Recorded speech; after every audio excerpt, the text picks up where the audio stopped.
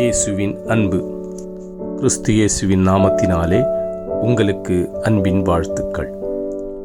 யோவான் 8:32 சத்தியத்தையும் அறிவீர்கள், சத்தியம் உங்களை விடுதலையாக்கும் என்றார். பிரியமானவர்களே, சத்தியம் என்பது வேத வார்த்தை. அதில் ஜீவன் இருக்கிறது. அதுவே சத்தியமான வார்த்தையாக இருக்கிறது, உண்மையாக இருக்கிறது. அந்த வார்த்தை தேவனிடத்தில் வந்தது, அந்த வார்த்தை தேவனாயிருக்கிறது. எனவே கர்த்தர் இடத்தில் இருந்த வார்த்தை வந்தது. அந்த வார்த்தையை நாம் உட்கொண்டு அதன்படி செயல்படும் போது அந்த வார்த்தை நம்மை கண்டித்து உணர்த்துகிறது. நாம் செய்கிற பாவங்கள், தவறுகள் எல்லாவற்றையும் அந்த வார்த்தை கண்டித்து உணர்த்தும் போது நாம் கர்த்தரை ஏற்றுக்கொண்டு அவரை பின்பற்றும் பொழுது பாவத்திலிருந்து விடுபடுகிறோம்.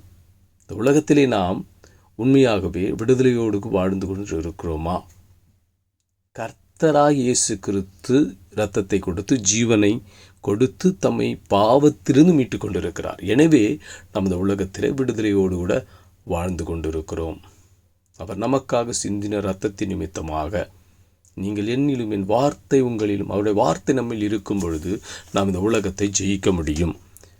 எனவே இந்த சுதந்திரத்தை தேவன் நமக்கு கொடுத்திருக்கிறார். இதை அவர் வார்த்தையின்படி நாம் வாழ்ந்து அவரோடு கூட இணைந்திருக்கும் பொழுது ஜெயமென இந்த உலகத்தை ஜெயிக்க முடியும். ஆமேன்.